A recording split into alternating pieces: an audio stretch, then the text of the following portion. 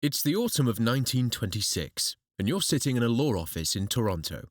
A rich man has just died, Charles Vance Millar, lawyer, investor, millionaire. No wife, no children, no heirs. Just a will, which he wrote himself. You open it. The first paragraph is him admitting the whole thing is a joke. This will, he writes, is necessarily uncommon and capricious. Everything he's leaving behind is proof that he was foolish enough to collect more money than he could spend. Then it gets weird. His holiday home in Jamaica goes to 3 of his colleagues, specifically 3 lawyers who despise each other. They have to share it. His racetrack shares go to men who spend their lives campaigning against horse racing. To collect, they have to join the jockey club. His brewery stock goes to Protestant ministers who preach against alcohol. To collect, they have to become part owners of a beer company. The brewery stock, it turns out later, doesn't exist. He invented it just to watch them squirm. And then you reach clause 9. The rest of his fortune, the bulk of it, is to sit untouched for exactly 10 years.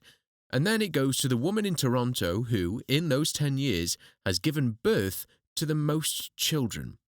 You don't believe your eyes. A dead man has just fired the starting gun on the strangest race of the 20th century.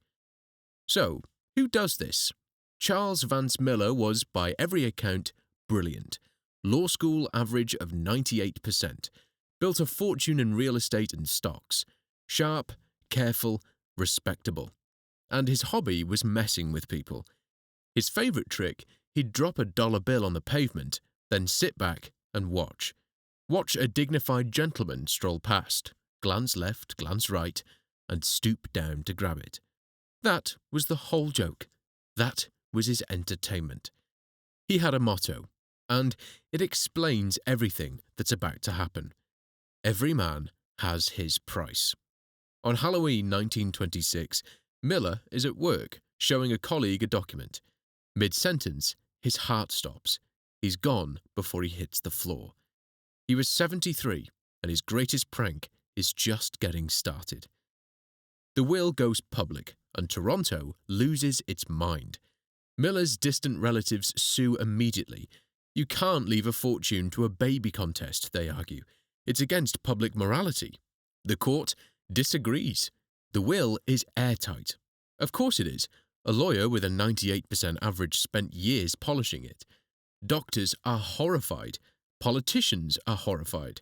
The newspapers are delighted. They give the race a name, the Great Stork Derby, because, a stork delivers babies. And one of Millar's friends comes forward with a quote. Shortly before his death, Millar allegedly told him his plan. I'll make sex the most popular sport in Canada for 10 years.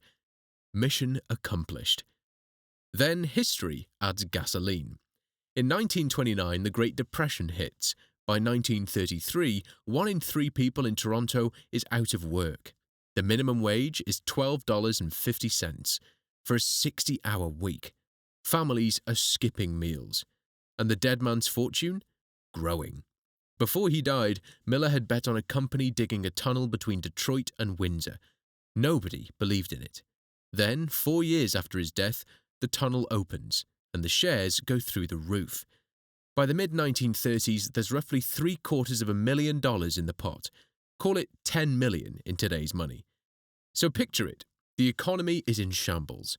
Jobs don't exist, and there's one lottery in town, with one way to buy a ticket. For Toronto's poorest families, having babies is now the only growth industry in Canada. The press covers the mothers like racehorses. Standings, profiles, photos of frontrunners. There's a Grace Bagnato, a court interpreter. By 1936, she's given birth to 23 children. She also works full-time, drives her own car, and owns the only telephone of any family in the race. The newspapers can't get enough of her. There's Mrs. X, a mystery contender who won't reveal her name. 24 years old, 10 children. Hold that thought. And there's Lillian Kenny.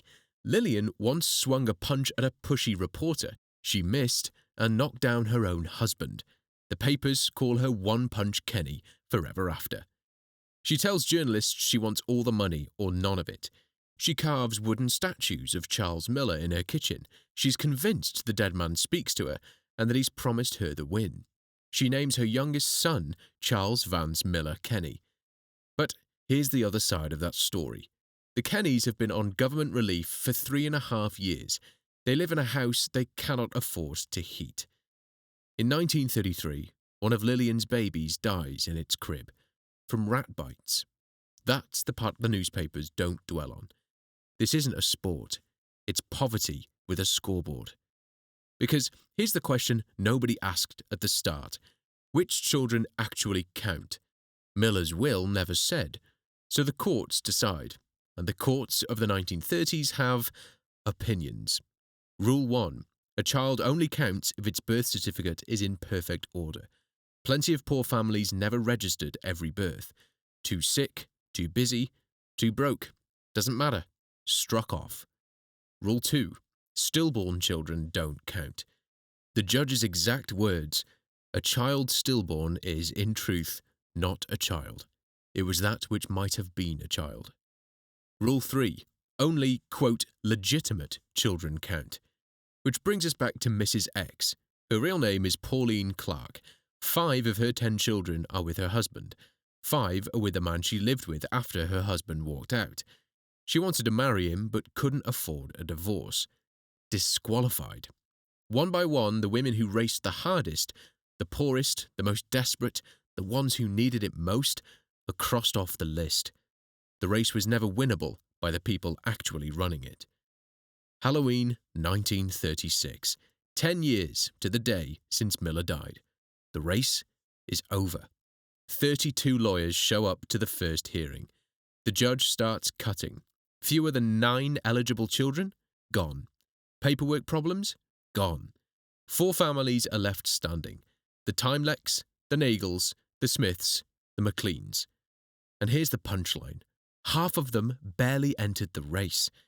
The Smiths only signed up because a newspaper rang them and pointed out they qualified. The McLeans entered on October the 30th, 1 day before the deadline.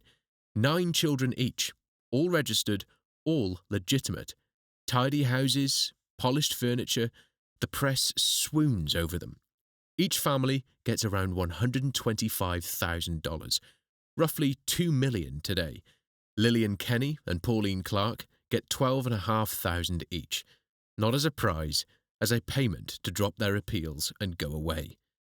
And the City of Toronto sends some of the winners one final letter, billing them, to claw back the welfare payments their families had received during the race. Even the happy ending has a price tag. So, what did the Derby actually produce? By one newspaper's count, about 120 extra children born into the worst economy in modern history. One of the winning mothers, Lucy Timeleck, gave reporters her honest review. She said birth control was a wonderful thing and that she wished mothers like her had known about it years earlier. One of the winners said that. And Millar?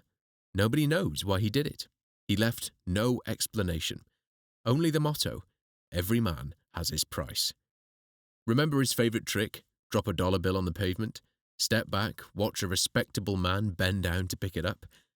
The will was the same trick. He left one last bill on the sidewalk, worth $10 million. And for 10 years, an entire city bent down. If you like true stories that sound completely made up, there's a whole channel of them right here. Subscribe. The next one's worse.